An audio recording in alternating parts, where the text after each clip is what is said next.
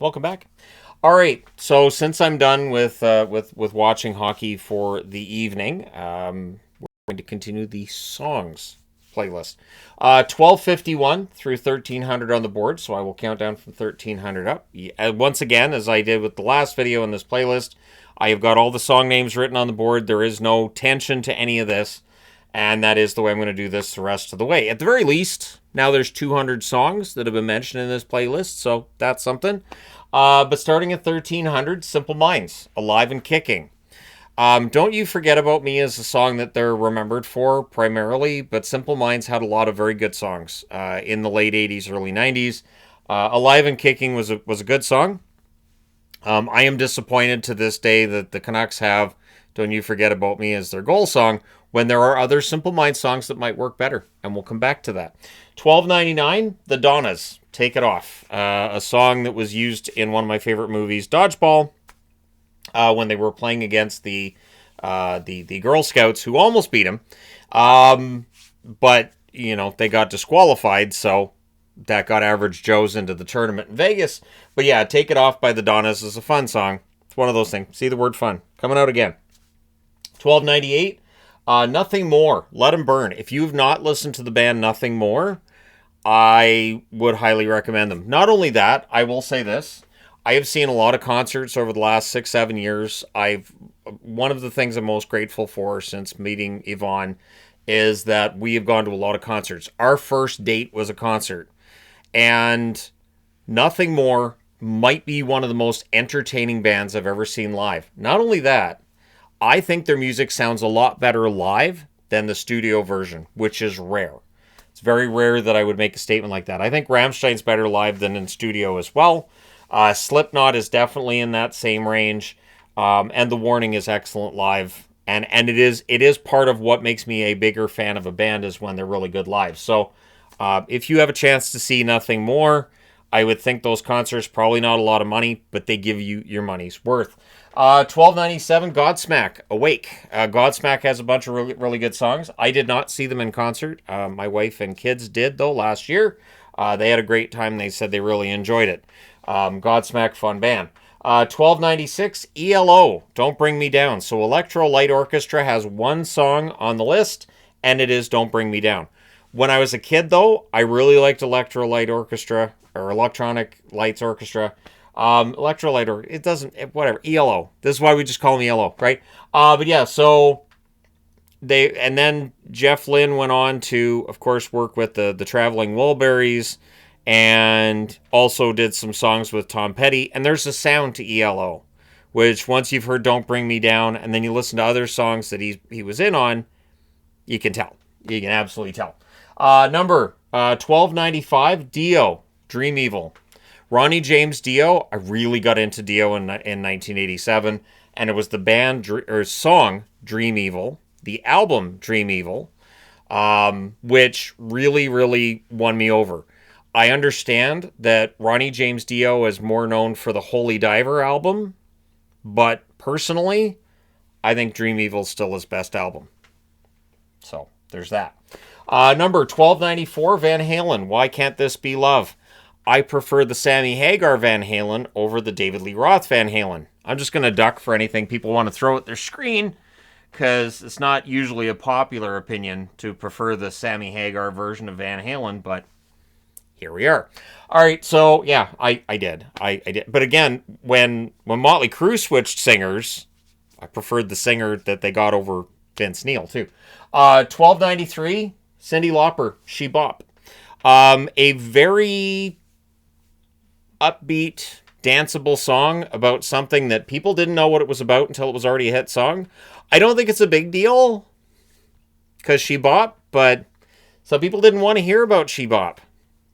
I'm not getting into the subject matter, but it's pretty obvious if you listen to it what's going on. So yeah, She Bop. Although at the hockey game the other night, Sexy and I Know It playing, little kids dancing to that while I'm listening to the lyrics and going, something's wrong. This is not. People just don't listen to. Just little kids shouldn't be dancing to Sexy, and I know it.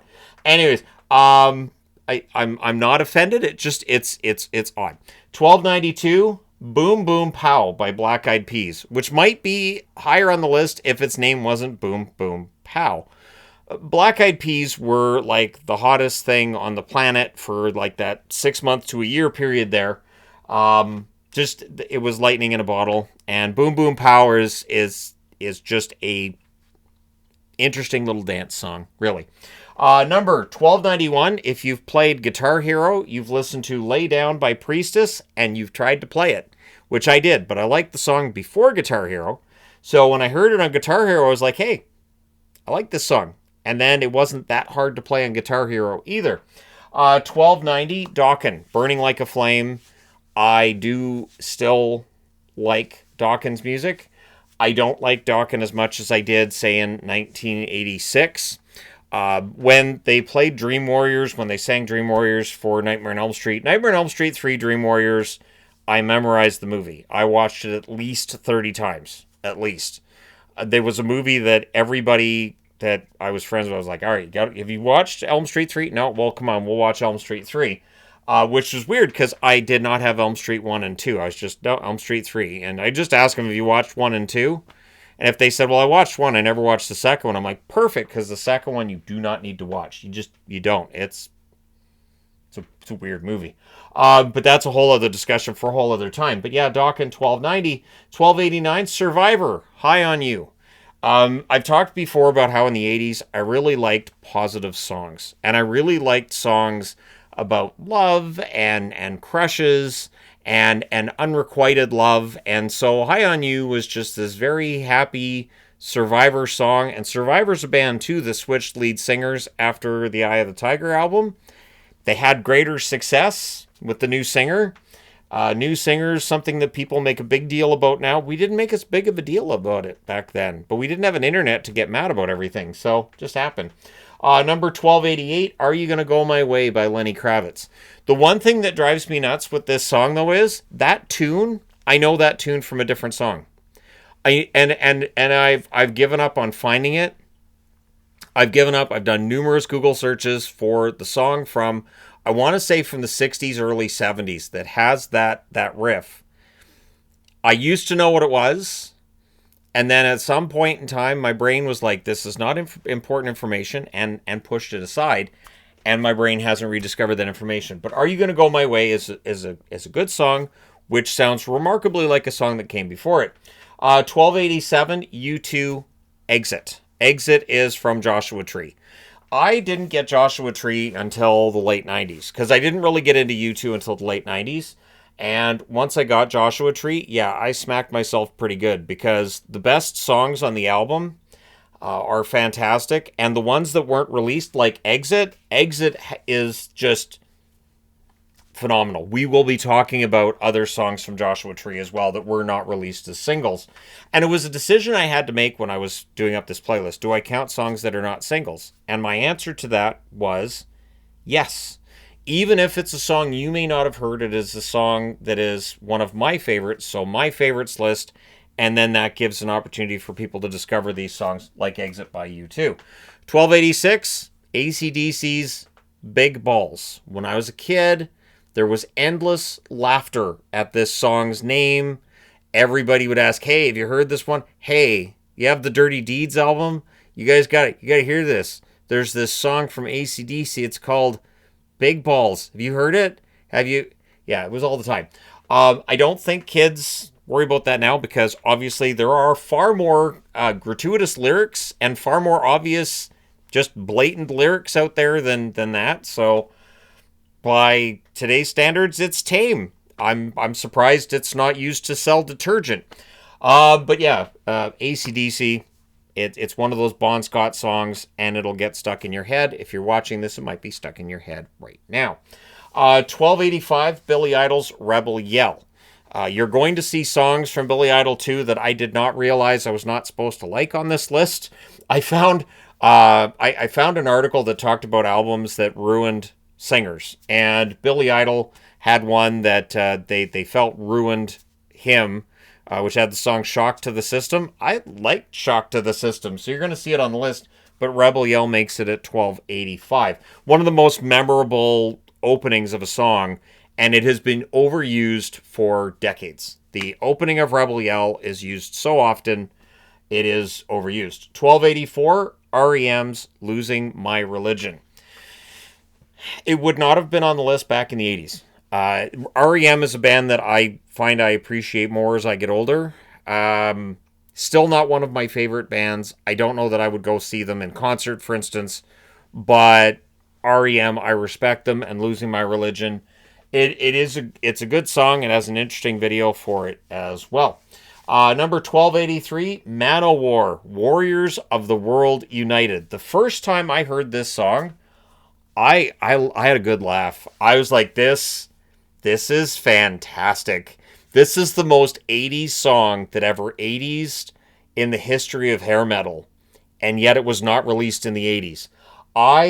I heard this, and I turned it up, and I played it over and over, and just when he says, "Bring me my horse and weapons," I'm like, yep, I'm done. That's great. It's excellent. Just committing to the part.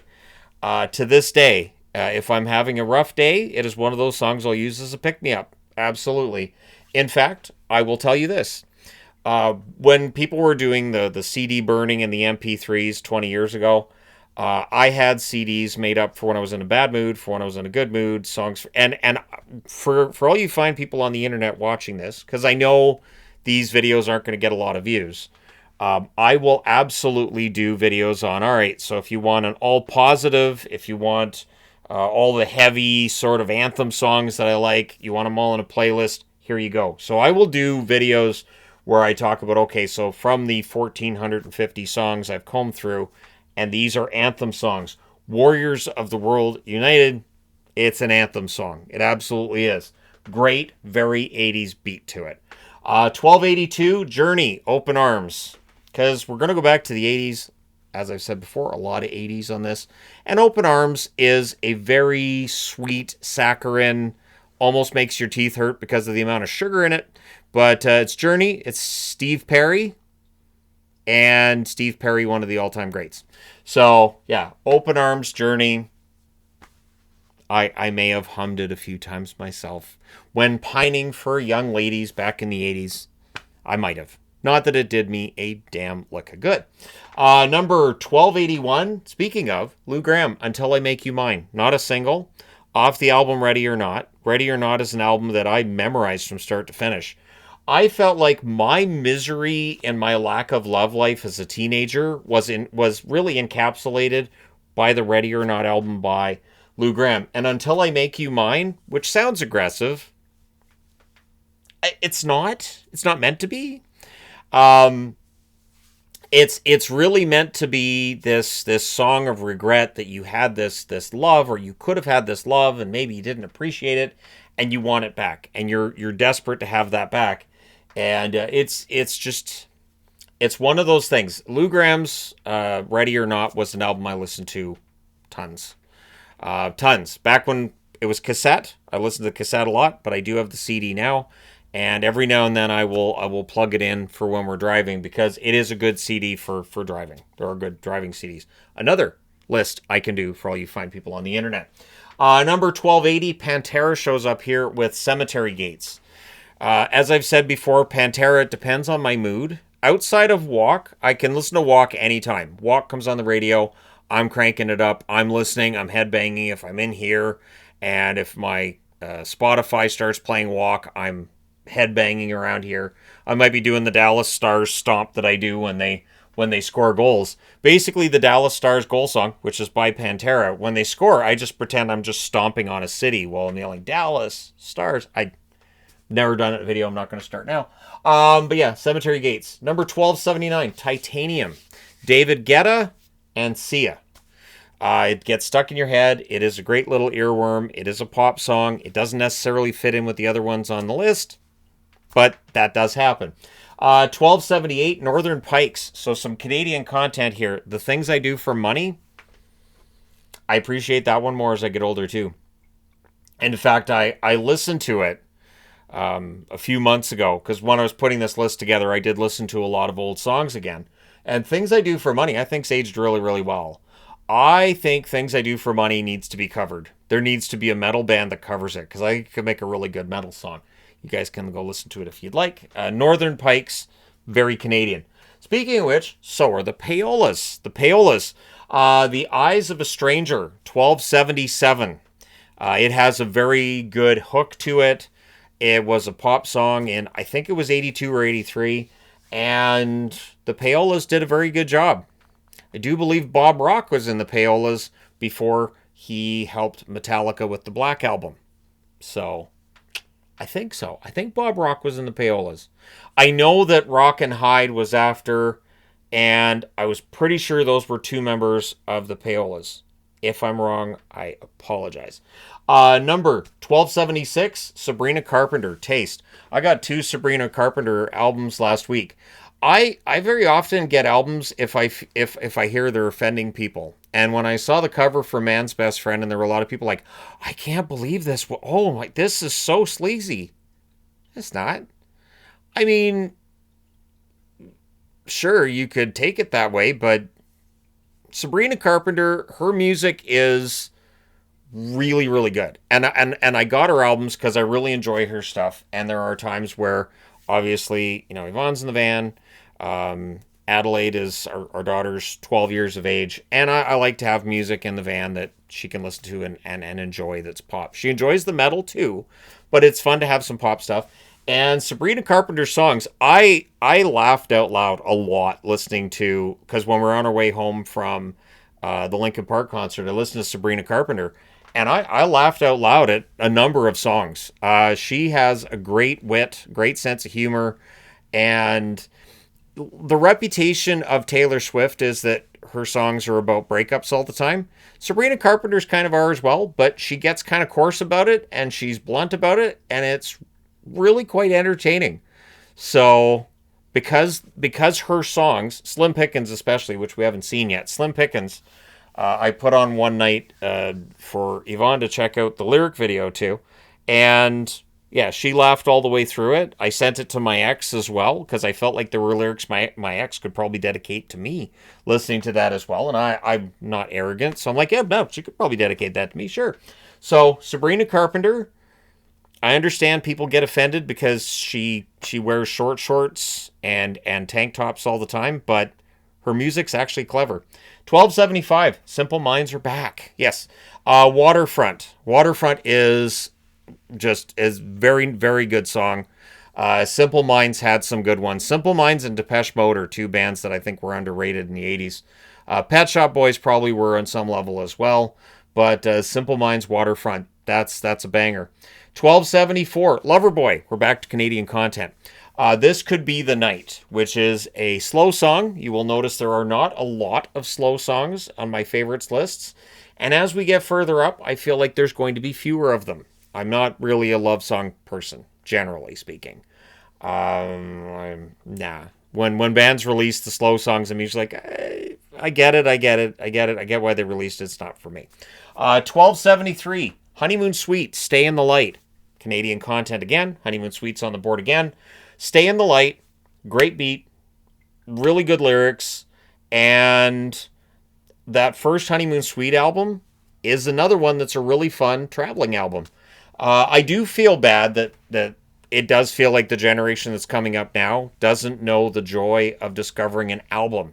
That you get the singles, that's fine, and the songs, but going through and discovering an entire album, and especially when that album has a feel to it or a sound to it, and everything kind of works together, it's nothing like it. And that first Honeymoon Suite album was almost perfect. 1272, Weird Al Yankovic. Weird Al Yankovic shows up on the board 3 times from here going forward. Like a Surgeon. So, Like a Surgeon is one of those songs from Weird Al Yankovic that's not about food. So it wins for that. He did diversify his songs a little bit as the years went by. It did start out as a lot of it was just food. But Like a Surgeon is entertaining. It's funny. The video's great, so if you haven't seen it, by all means, check it out. Number 1271, Survivor is back. Is It Love, which is from the same album as High on You, and it was an album that, of course, I had. Survivor, Is This Love? what's it about? It's about falling in love with somebody and deciding, you're still in that initial honeymoon phase, and it's all sweet. Sweet, it's nice. So, I mean, what's not to like about it, right? Number 1270, Mysterious Ways by U2. Yeah, it did get overplayed. Definitely got overplayed. Mysterious Ways, though, is still a good song. I felt like it still belonged on the list. So it comes in at 1270. You've probably heard this song multiple times. Octung Baby is still my favorite album from U2. Mysterious Ways is not one of my favorite songs from that album. It is a song I like, but it's not one of my favorites from that album. 1269, Typo Negative, Everything Dies. If you want positive, uplifting music, it is not this. If you want a song that you can dance to, it is also not this. It's dark. It's dark. It's almost to the point of absurd. Typo Negative, I don't think was ever meant to be taken really seriously, though. If you've listened to their albums, there's reason to think it wasn't meant to be taken that seriously. Even Everything Dies. It does go to the point of absurdity, but it is one of those Typo Negative songs that I felt like belonged on the list. So back to Weird Al Yankovic at 1268, Good Old Days. Good Old Days, I don't think that one was a single, and yet I'm going to take a moment. The stories that are told in that song, the tale that is woven, is beautiful and it's uplifting, and then you go, what? Wait, what did he just say? What? So, yeah, Good Old Days is... It's Weird Al Yankovic at his best. He is able to make you laugh at absurd, and in this case, make you laugh at things. You look back and you go, I don't know if I should have laughed at that. Did she ever find her way home? Did he have to shave her hair and tie her to a chair? And anyways, so it's different. 1267, this song's gonna get stuck in the head of anybody who's watching and knows it. Allentown by Billy Joel. The first few times I heard Allentown, I wasn't a fan. And then the song got stuck in my head. That percussion gets stuck, and it's different. And so Billy Joel's Allentown comes in 1267th. There will be more Billy Joel on this list. 1266 is the only time you will see Coldplay. I don't see any CEOs around here, so we're safe. Clocks, which got overplayed. It did. But Clocks is the one Coldplay song that I liked. And so it is on the list. It is nowhere near the top 1,000, but it's on the list. I felt like it belonged there. 1265, Art of Noise, Close to the Edit. If you want to see a weird video, Close to the Edit by Art of Noise is one of the most bizarre videos ever. And enthralling. In fact, I would go as far as to say that the videos for Art of Noise songs got them more attention than if we didn't have those videos. Their videos, I think, increased their share of the market when it came to music, because it's not like a fantastic song, Close to the Edit, but that video is just very different. 1264, REM's back on the board, and it's Drive. I did check with Yvonne. I did show her this board, and she agreed that the two REM songs on the board are fun songs. So Drive is a good one. If you haven't heard that one from REM, highly recommend, as I recommend almost anything on the list. But yeah, Drive is a good one. 1263, Green Day shows up on the board. When I Come Around. Green Day is one of those bands that I've grown to like more and more as I've gotten older as well. And they're still putting out music, and it's still good. One thing that I think is interesting with bands is I remember when I was growing up, there were bands from the 60s that would come back.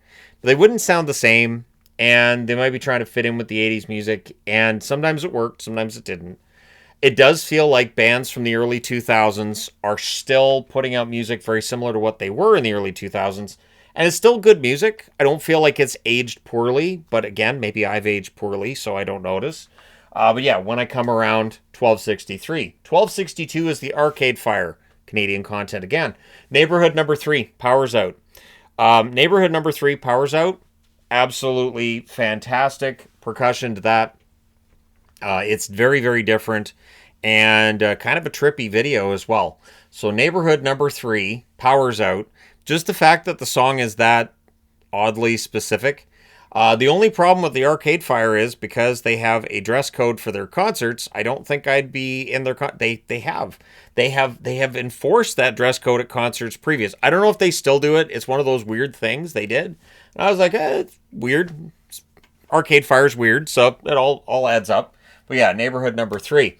1261, another Canadian act. All I Really Want by Alanis Morissette. When Alanis Morissette came out with Jagged Little Pill, I had already been a fan of Alanis Morissette from her pop princess days in Canada, which have, as far as I can tell, been completely wiped out from the internet.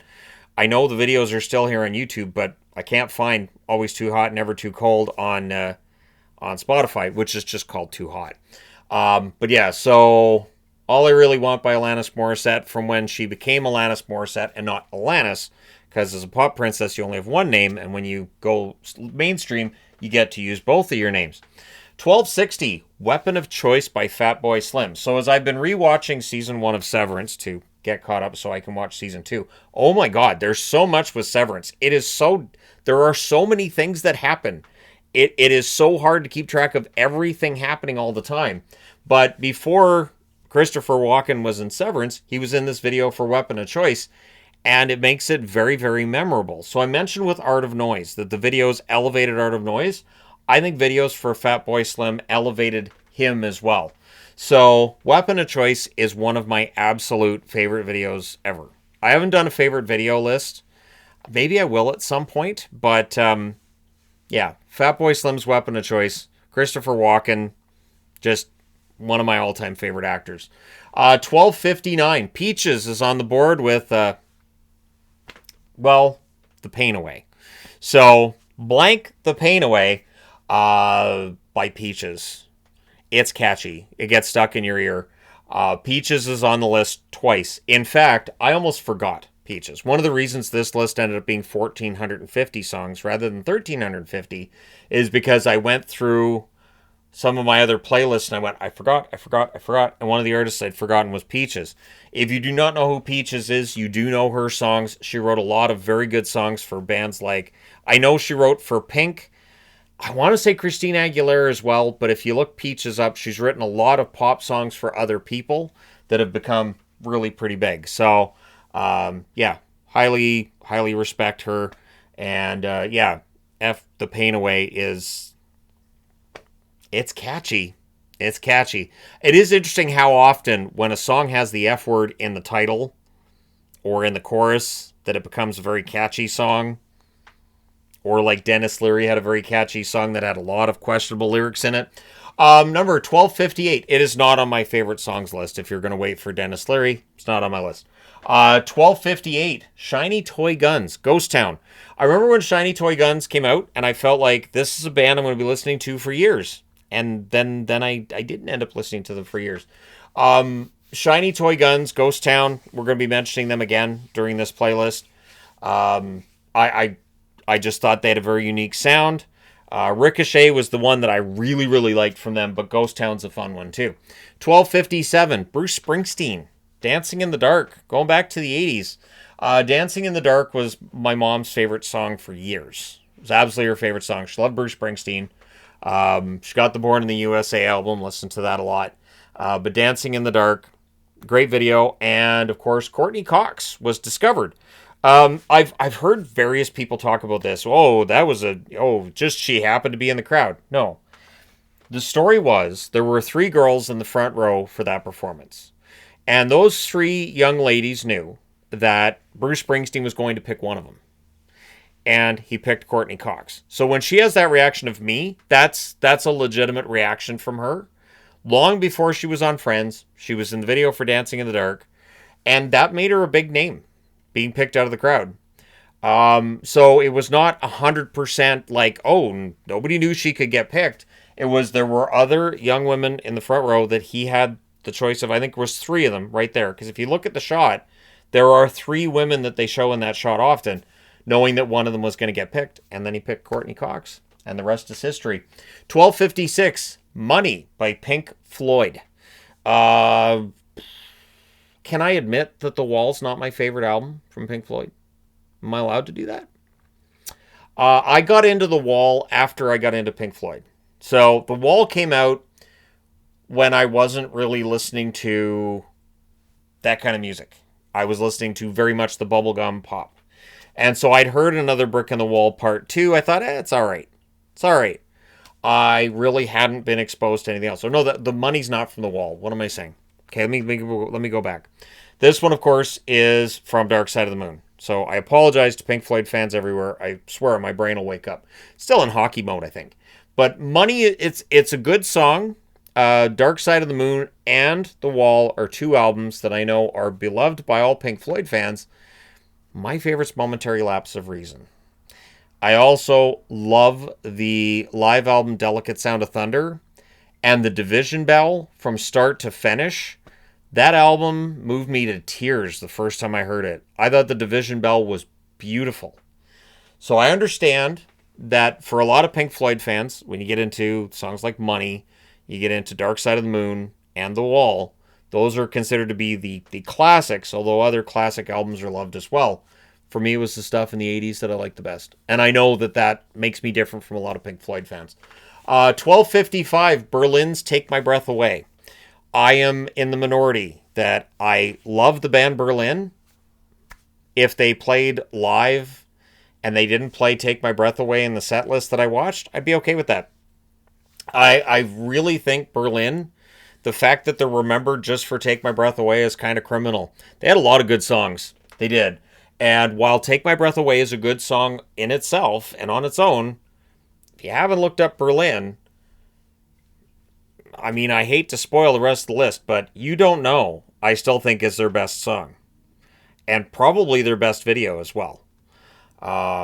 That was the one that just got stuck in my head all the time, and to this day still does. But Take My Breath Away is still a good song, of course, from Top Gun. 1254, Hollywood Undead, Everywhere I Go. Great beat, great tune. The lyrics are fun. Hollywood Undead, though, very often has lyrics that I can't really sing along to in public. So it's something I keep in mind with Hollywood Undead. But I do have one of their albums, and they're a group that if they were coming to Vancouver, I would absolutely want to go and see them. They have a lot of really good songs, and they're danceable. They're entertaining. 1253, Weird Al Yankovic shows up again. Eat It, the cover, of course, of Beat It by Michael Jackson, and the song that really put Weird Al Yankovic on the map.